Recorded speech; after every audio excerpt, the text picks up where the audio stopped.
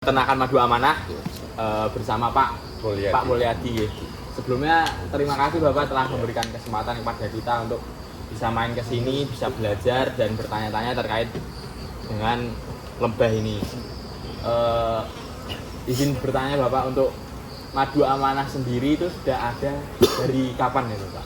Oke, terima kasih adik-adik dari Undip, Fakultas Peternakan ya. Iya. Peternakan Undip, atas kunjungannya dan atas kepercayaannya kepada kami selaku owner Madu Amanah. Sebelumnya perkenalkan dulu, nama saya Mulyadi, owner Madu Amanah. Saya beternak lebah setelah saya purna. Dulu saya di Angkatan Darat. Begitu purna, saya mencoba beralih profesi, terjun di dunia bisnis dengan mengembangkan lebah dan tak kasih nama Madu Amanah. Untuk base camp kami ada di Gunung Pati. Itu ya base camp, ya rumah, ya toko. Nah, untuk lebahnya sekarang ada di Meranggen sini. Itu untuk perkenalan awal. Pertanyaan selanjutnya yang perlu saya bantu apa kira-kira? Pak Bato kan Bapak kan bekas dari ABRI ya Pak. Kenapa Bapak malah milih lebah gitu kan? Kalau misalnya kan ABRI itu kadang udah punya planning ke depan nih Pak. Selesai purna dari ABRI, mungkin jarang orang yang mikir kayak lebah ini bisa jadi omset utama dari keluarga gitu. Oke.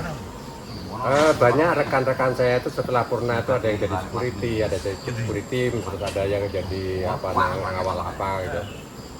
Sebenarnya saya juga heran karena dulu saya basicnya di militer itu, di samping saya di tempur juga saya di staff juga. Jadi masalah itu ya dikit-dikit ada juga. Tapi saya orangnya suka tantangan. Padahal waktu masih dinas dulu ngeliat lebah itu takut. Tapi begitu purna pengen mencoba, karena saya pikir yang pertama untuk menyehatkan keluarga saya dulu. Dengan minum madu murni, otomatis alhamdulillah sudah terbukti keluarga saya tambah sehat. Yang keduanya ya mengadu nasib tadi itu, mengadu nasib. Kan selama ini saya pola hidupnya hanya diperintah dan diperintah. Tapi ketika purna saya harus merubah mindset saya untuk memanage diri sendiri dan memanage bagaimana cara berwirausaha. Itu tantangannya di situ. Dan akhirnya ya alhamdulillah saya jatuh cinta beneran sama lebah. Buat hitung populasi lebah itu dihitung per hok apa? Populasi lebah itu kalau yang betul-betul populasi siap tempur, satu box itu isinya 8 sisir. Dan padat, bukan jarang-jarang, tapi padat. Itu namanya siap tempur. Tapi kalau masih jarang-jarang itu berarti masih belum koloni mantap. Untuk ngitung sendiri hanya perkiraan, sesuai teori, sesuai dalam buku itu satu koloni isi 8 sisir itu jumlah pekerjanya kurang lebih 50.000 sampai 60.000 ekor. Itu yang koloni mantap. Koloni yang betul-betul mantap 8 sisir isinya penuh. Tapi kalau yang saat ini kan ini masih masa paceklik, jadi masa paceklik itu masa perawatan lebah, dikembangkan lagi, makanya dibawa ke Jagung untuk mencari tepung sari. Tidak ada nektar, hanya tepung sari. Nektarnya gantinya pakai apa? Kita kasih pakan. Kita kasih pakan. Dan selama kita kasih pakan tidak dipanen, kurang lebih 6 bulan. Kalau dihitung ngasih makannya kurang lebih 30 kali kasih makan. Kalau untuk masa panen nanti kira-kira per box itu bisa jadi berapa? Kalau sesuai teori, per boxnya itu kalau untuk lebah Apis mellifera, ini lebah unggul, lebah Eropa, lebah Eropa. Per boxnya itu sebenarnya juga tergantung dengan cuaca dan musim. Kalau cuacanya bagus, kemudian nektar di lapangan juga memadai, bisa 3-4 kilo per boxnya. Dalam arti memadai seperti apa? Tanamannya mencukupi, lebah yang ada di sekitar situ tidak terlalu banyak. Tapi kalau udah kebanyakan lebah juga sama aja, nggak dapat apa-apa. Persediaan makanan misalkan hanya cukup untuk 20 box, dikasih 100 ya, semua nggak dapat apa-apa. Jadi tergantung vegetasi, cuaca, dan musimnya juga. Baru kalau manajemen uang yang bapak kayak bapak patenin gitu kan, tadi bapak bilang kan kalau 6 bulan selama di jagung itu kan bapak ngasih pakan. Ya. Berarti otomatis bapak nggak ngambil madu. Ya. Jadi selama 6 bulan itu gimana pak manajemen uangnya supaya tetap ada keuntungan yang didapat gitu selama 6 bulan itu? Jadi sebenarnya kalau lagi panen nggak seperti peternak lebah, tapi kok pas lagi jatuh ya nggak seperti peternak lebah. Lebah itu bisa makan apa saja, bisa makan mobil, bisa makan truk, bisa makan ini. Ketika cuaca tidak mendukung. Contohnya tahun 2000, begitu saya purna 2021, saya melihara lebah. 2021 sampai 2022 itu kemarau basah. Nah itu tidak ada panenan selama 2 tahun. Nah itu terjun bebas itu, terjun bebas. Nah 2003, 2004 itu sudah saya bisa mulai panen, ya kita cari pilihan. Jadi kalau dihitung marginnya itu ya sebenarnya belum pulih juga sebenarnya. Tapi setiap usaha pasti ada rintangan dan hambatan. Dan misalkan seperti bayangannya orang-orang tinggal taruh panen dan sugih aku. Kalau untuk lebah sendiri itu dia punya ancaman dari hama apa enggak ya Pak? Banyak. Jadi lebah itu yang gangguan untuk peternak lebah. Yang pertama kutu varroa, kemudian burung. Kemudian kalau kata terus bunglon itu kan sedikit lah. Tapi yang paling parah itu kalau kena kutu sama burung, diserang sama burung. Semacam burung walet, tapi yang sayapnya lebih lebar. Kalau saya bilang itu burung sendari. Itu kalau udah nyerang itu koloni saat gini nggak sampai seminggu habis. Dia bisa tempat yang ya kadang ada tanaman yang mendukung, tapi ternyata di situ banyak burungnya, kita nggak berani juga. Nggak berani. Kemudian kalau kutu itu kan tergantung perawatan kita. Telat ngobat enggak? Kalau telat ngobat ya cenderung kena kutu. Kalau udah kena kutu koloni bisa habis. Karena apa? Karena begitu ratu itu bertelur di dalam sarang, kutunya juga ikut bertelur. Sedangkan netesnya, lahirnya itu duluan kutu. Jadi masih larvanya lebah itu juga sudah disedotin cairannya, sehingga ketika lahir kalau nggak cacat fisik ya cacat mental. Kalau cacat fisik mungkin sayapnya kurang 1, makanya dia tidak bisa kerja. Kemudian kalau fisiknya lengkap, cacat mental, kayak bayi itu idiot itu. Jadi ketika cacat mental itu ada sumber makanan tapi dia nggak ngerti, nggak punya feeling untuk ngambil. Nah biasanya koloni yang seperti itu yang udah kena kutu dibuang sama koloni yang di sana, diusir. Karena gue bumbongan mangan gue orangnya gawe, apa orang yang gawe kan gitu, itu diusir sama dirinya. itu kalau yang kutu itu penularannya cuma 1 koloni ya Pak? Pindah koloni itu? Awalnya mungkin 1 koloni tapi bisa pindah koloni. Bisa 1 koloni ini habis semua. Habis semua kalau kita telat untuk gini. Sedangkan kalau misalkan sudah kena kutu, kemudian tidak ada tepur sari, kita nggak berani ngobatin. Kalau kita paksakan diobatin, lebahnya keracunan sama obat itu. Biasa toh. Ratu lebah itu kayak gimana Pak? Ratu lebah. Ratu lebah itu dalam 1 koloni hanya ada 1. Ingat, nanti sampean juga sama. Di rumah nanti sampean udah keluarga itu nggak boleh ada 2 ratu. Perang itu nanti.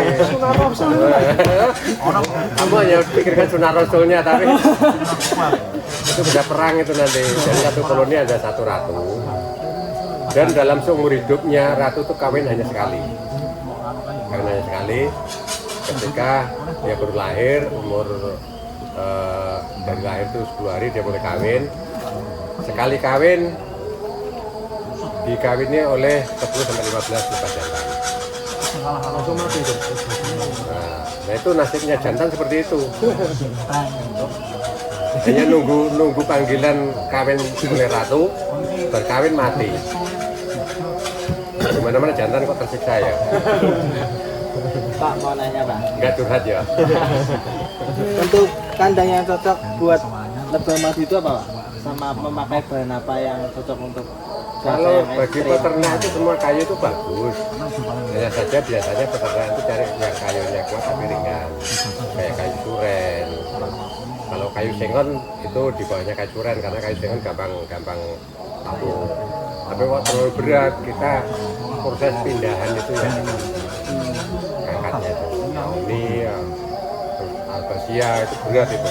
Jadi kita ngangkatnya aja belum ada isinya udah berat, apalagi udah ada isinya. itu kan. Terus kalau lebah madu biasanya ada yang kandang yang cukup besar itu Pak, sama yang kecil kayak gini itu yang bagus buat lebah madu itu yang besar apa yang kecil? Kalau kotak lebah itu sebenarnya udah standar termasuk karena nanti frame itu kan akan selalu dioplos. Contohnya pas panen kan kita nggak bisa bedain ini frame dari kotak A atau kotak B karena pas panen kan kita giling bareng-bareng.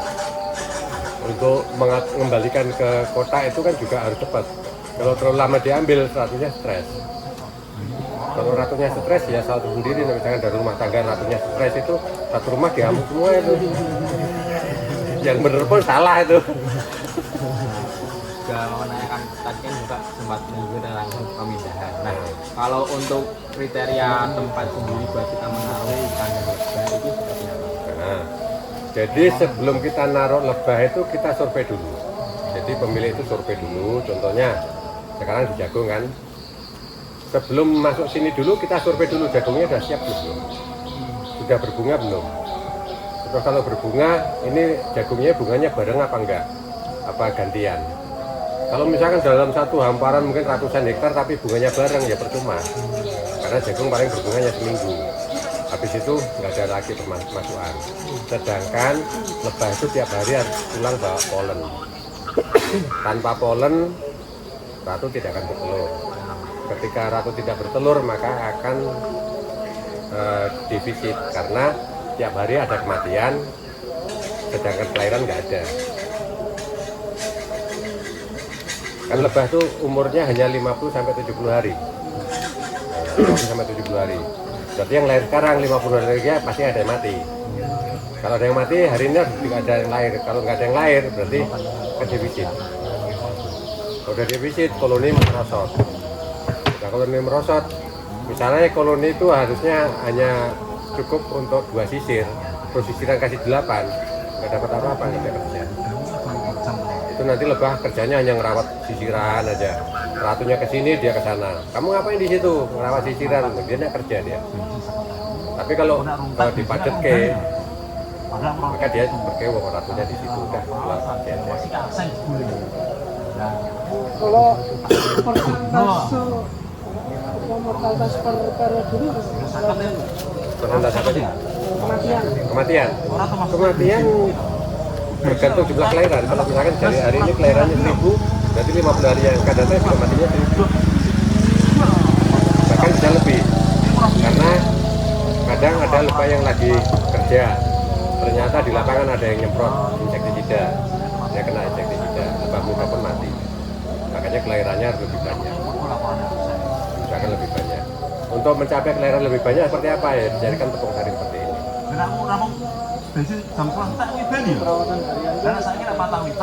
Perawatan harian kita kontrol tepung sari masuk. Terus ratunya yang tua yang mana, terus kena kutu apa enggak. Perawatan harian. Kayak tadi ini pergantian kotaknya juga. Satu diganti yang mana yang baru, yang masih layak.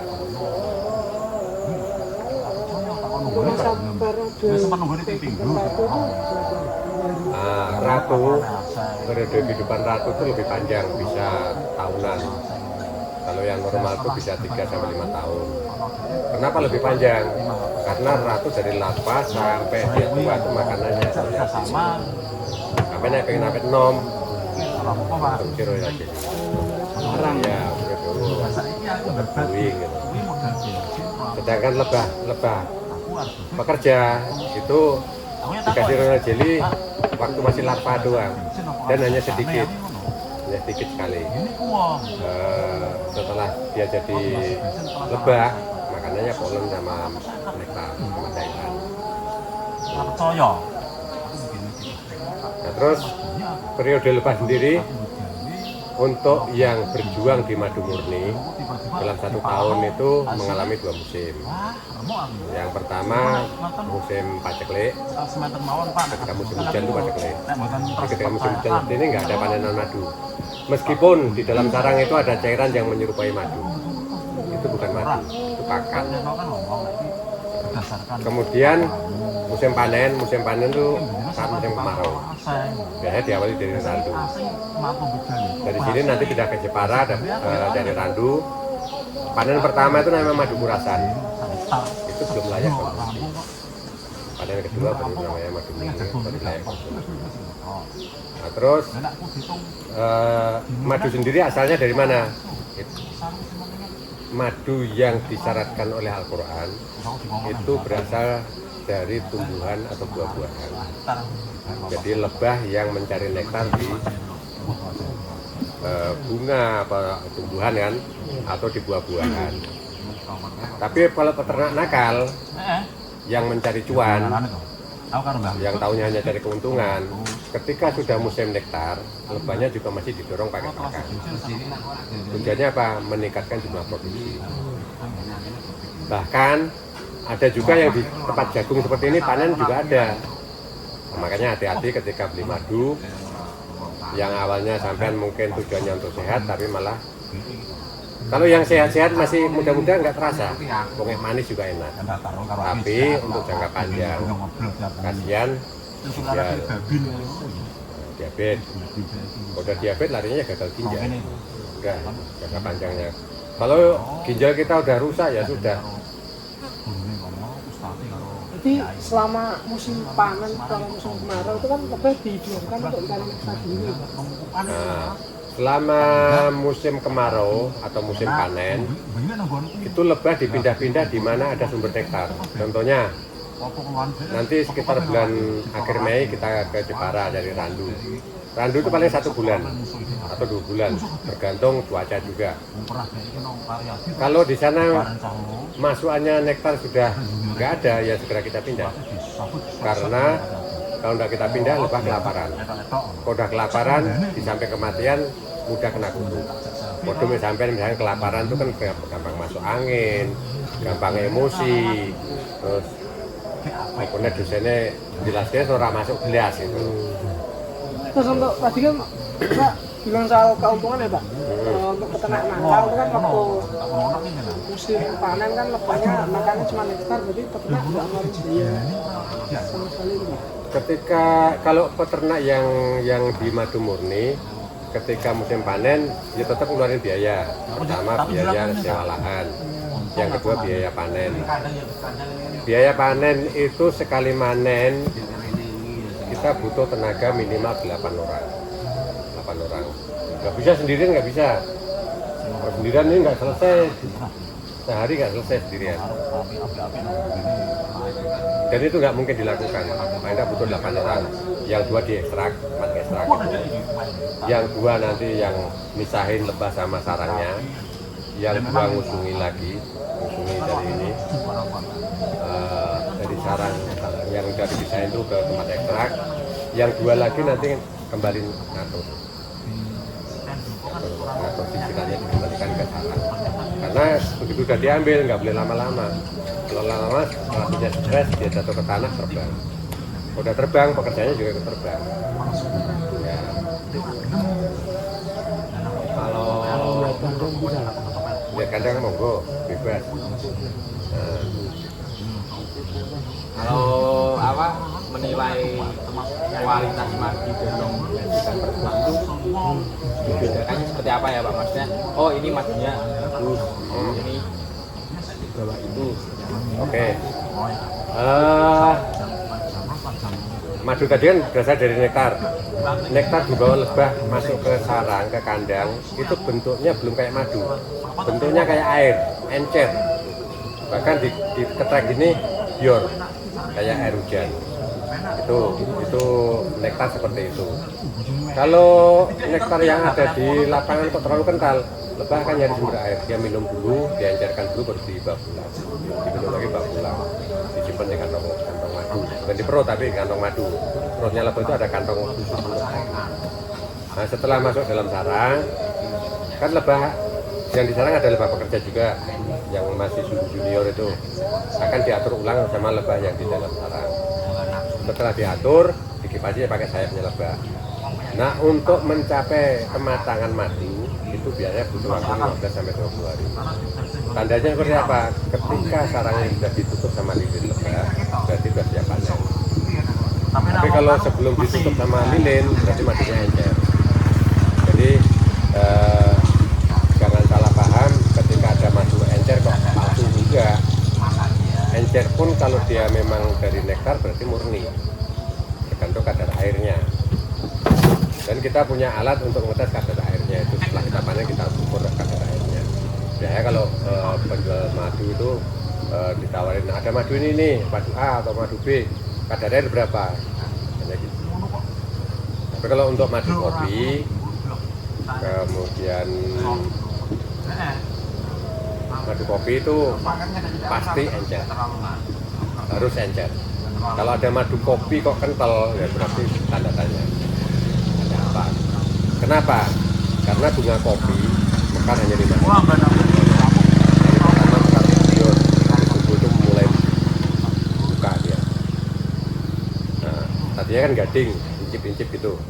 Terus nanti habis subuh mulai mekar. Hari pertama itu yang bisa diambil sama lebah hanya tepung sari.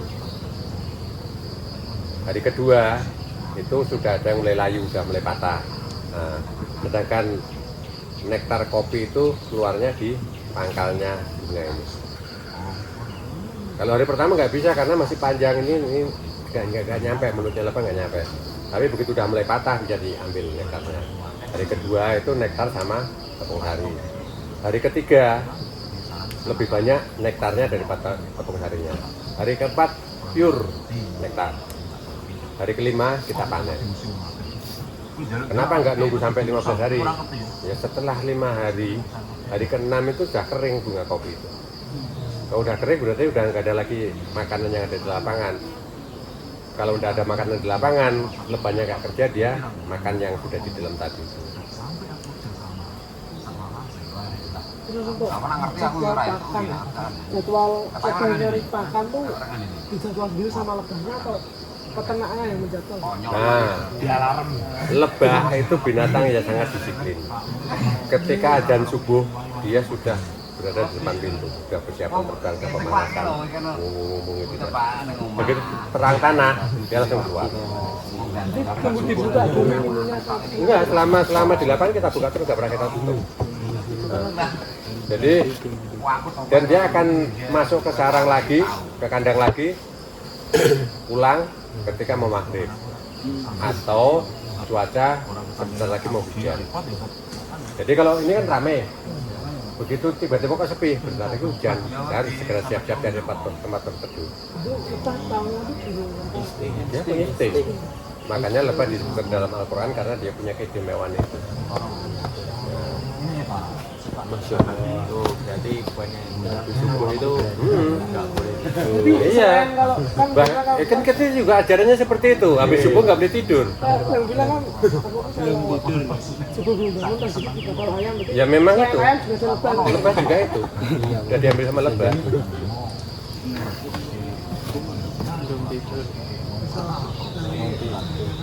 Nah, Alas sebelumnya dia lebah. nah, Ayam. apa meneh? Apa lagi mau kita? Ya katanya mau lihat ya. Ya, langsung ya. Lagi kan? Untuk minumnya itu kan selain musim hujan, kan selain curah hujan itu lebah yang nyari sumber air sendiri atau peternak yang nyiram air gitu Mas? Jadi untuk minumnya, makanya tadi ada survei lokasi.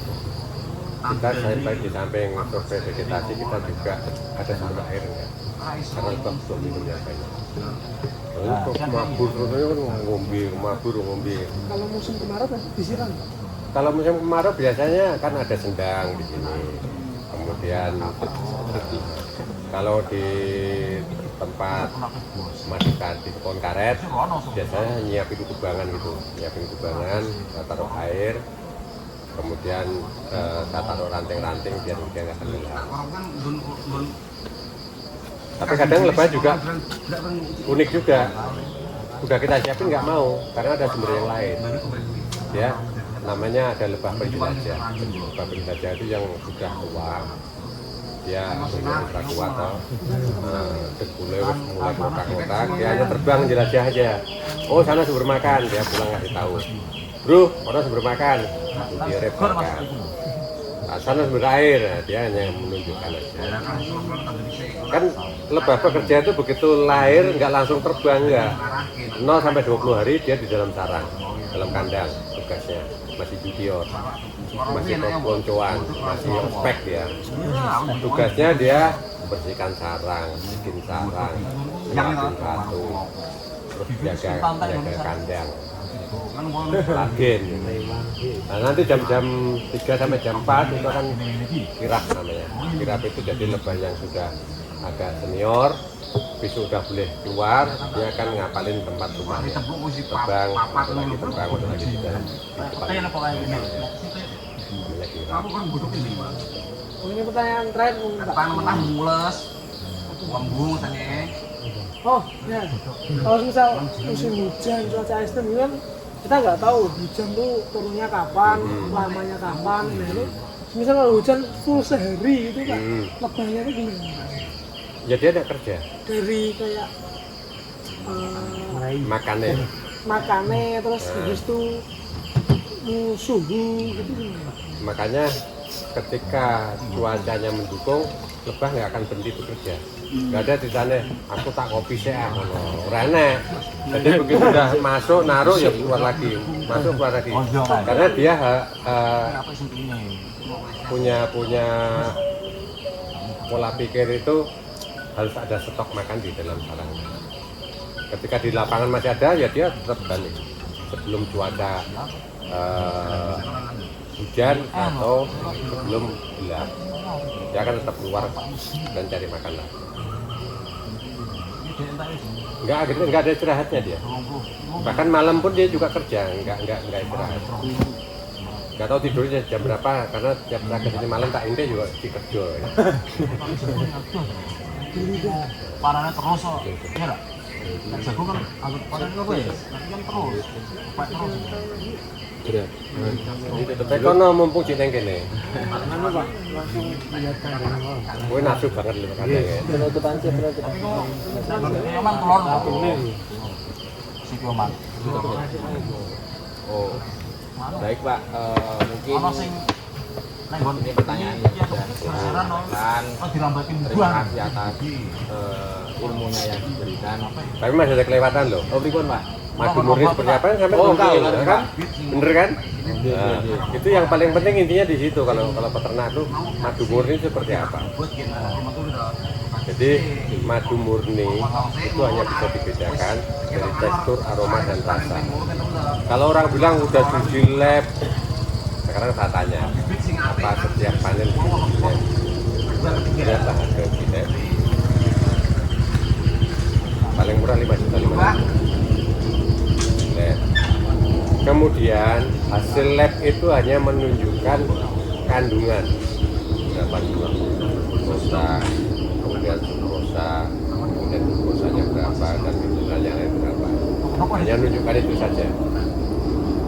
Sedangkan untuk membedakan atau membuktikan glukosa, sukrosa itu asalnya dari mana, lab nggak bisa. Sekarang lebah yang cari nektar di lapangan di tumbuhan, kandungannya juga sama. Kemudian lebah yang dikasih pakan kandungannya juga sama. Yang membedakan, dan yang diserahkan oleh Al-Quran adalah lebah yang makan tumbuhan dan buah-buahan, itu yang mengandung surga.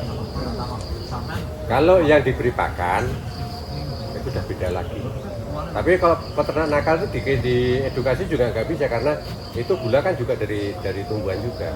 Memang itu dari tumbuhan. Orang yang kena diabetes minum air tetes tebu nggak masalah diabetesnya.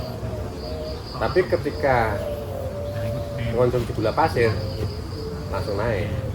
Yang bahaya itu proses rafinasinya. Itu kalau pakan tambahnya gula.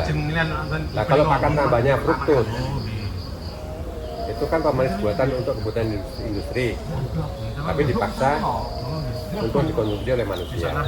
Bayangin sendiri kan, akibatnya itu yang membedakan di situ.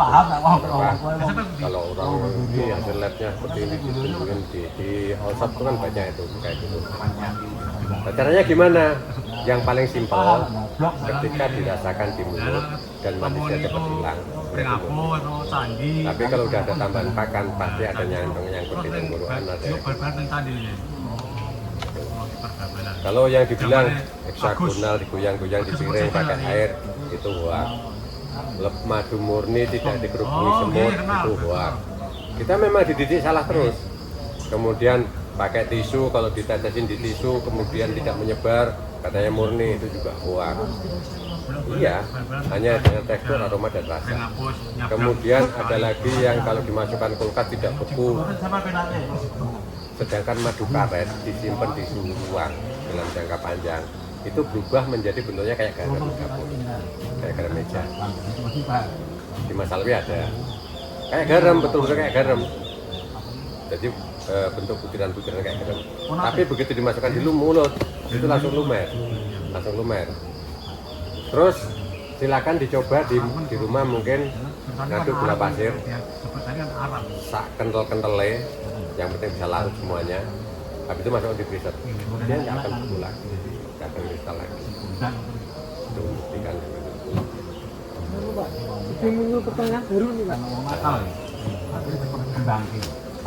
Kalau di kena lebah kan tetap nyari tempat perkebunan buat nyari nektar. Ya.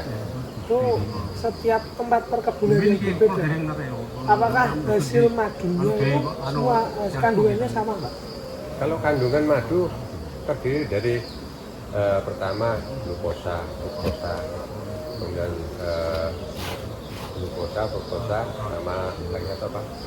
Sukrosa. Itu diantaranya. Hanya saja kalau tempatnya berbeda, biasanya rasanya yang berbeda. Kandungannya tetap sama. Dan yang paling penting, ketika sudah melalui proses perut lebah, ada enzim yang terkandung di dalamnya. Nah, enzimnya itu yang diperlukan. Untuk apa? Pertama, menyebabkan asam lambung, yang kedua membersihkan usus. Jadi madu itu bukan obat kuat. Hanya cowok-cowok yang minum madu biar kuat. Bisa itu mungkin sih kuat, harus telaten. Ketika pencernaan kita sudah sehat, sumbernya penyakit dari pencernaan, terutama usus halus. Ketika usus halus itu banyak plaknya, dia tugasnya kan menyerap nutrisi. Nah kalau yang diserap itu dindingnya banyak plaknya, kan plaknya sering diserap. Tapi ketika dinding usus halus itu sudah bersih, ya otomatis yang baik-baik aja yang diserap banyak, otomatis kita sehat. Masuk akal. Jadi nah, ketika kita udah sehat, mangan enak, ngapain enak, ya udah kita ngapain aja oke. Sampai akhir usia saya udah berapa? 60-an. Ya kan udah pensiun kan, tapi saya masih naik gunung, masih kayak gini, ngangkatin kota masih oke. Tapi teman-teman saya banyak yang ketika purna udah pada stroke, udah pada darting, ya. Mel-melan.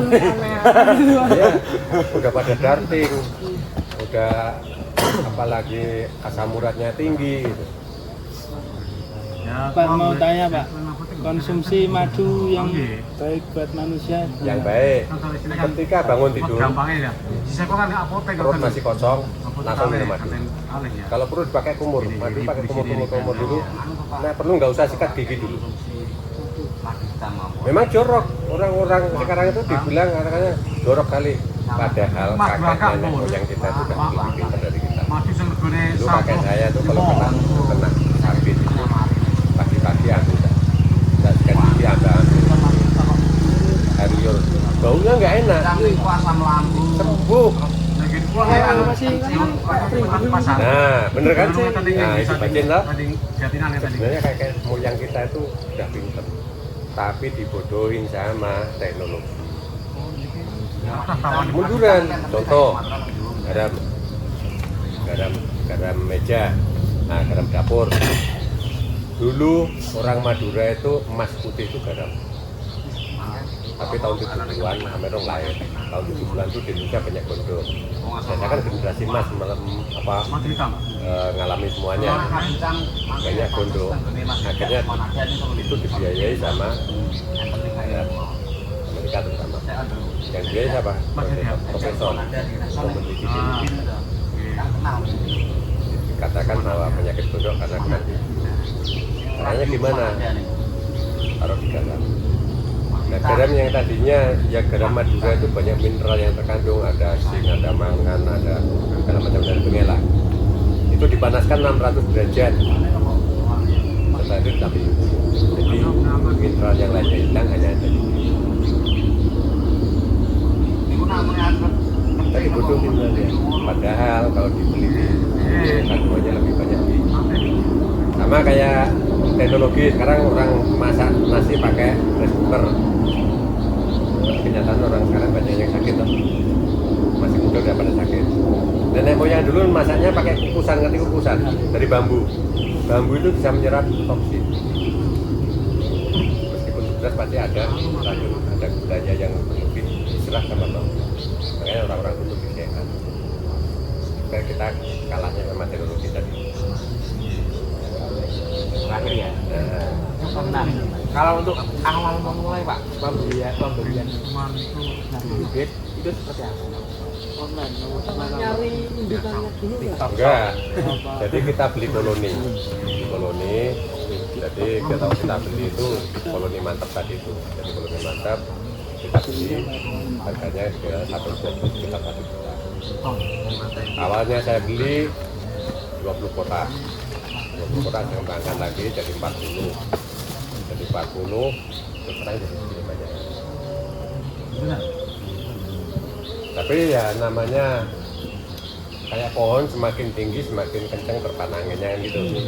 Hitung-hitungan. Sekarang ekonomi ya. Karena apapun jurusannya ujiannya nanti pada akhirnya ekonomi. Ya. 50 kotak. 50 kotak untuk satu musim. Ketika masa paceklik 30 kali ngasih makan. Sekali ngasih makan 1 karung gula. Harganya 900. Kali 30 27 juta ditambah operasional, sewa lahan, lain-lain bahkan di 30 itu masa paceklik. Terus nanti musim panen anggap 10 kali panen. 10 kali panen 8 orang kali 150 1,2 makan rokok terus sewa kendaraan berarti sekitar 2 juta. Kali 10 20 sudah 50 belum nanti sewa lahan pindahan misalnya dari ini ke randu nanti ke kopi ya, transportasi itu sekitar 20-an.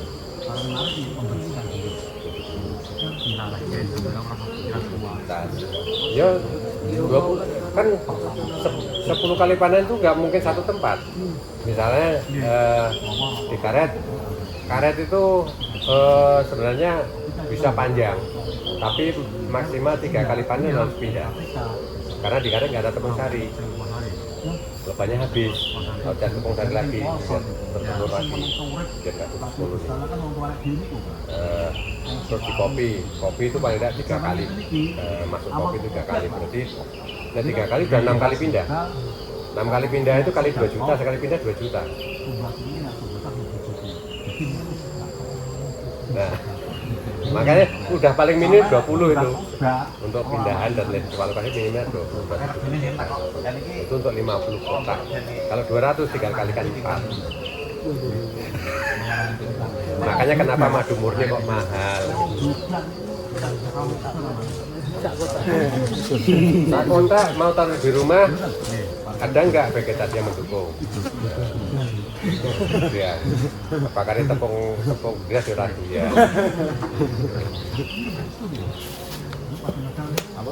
Ya, Bun. Terima kasih banyak. Semoga Pak Budiati Amin. dan juga dilancarkan semuanya. Amin. Juga tambah bermanfaat lah. Kenapa jangan Izin nambahin Pak, kalau mungkin ada yang kurang dari kami atau ingin ditambahkan dari Bapak, monggo ditambahkan. Ya saya juga selaku owner Madu Amanah, kalau ada kata-kata saya kurang pas, saya juga mohon maaf. Ya dimaklumi karena saya juga hanya bersama juga. Ya. Jadi, tapi dulu saya juga sering ngisi di Polines, sering ngisi di UNES, saya sering ngisi di Poltekkes, saya sering ngisi. Makanya orang pada heran, teman-teman pada heran, kok isone dulu kan sepak terjaya seperti itu. Sekarang bahkan saya pas skip itu saya juri dan pelatih tingkat provinsi. Tapi saya tinggalkan semua. Saya harus move on karena saya udah purna. Biar adik-adik yang ganti. ini tetap usaha. Kan nggak mungkin serakah udah purna apa masih di situ aja kan. Namanya serakah ya. Si cawe-cawe baik itu. Cawe kanan yang kiri. Oke. Kurang lebihnya mohon maaf. Wassalamualaikum warahmatullahi wabarakatuh. Waalaikumsalam warahmatullahi wabarakatuh. Jangan sampai Pak, baca dulu chat gue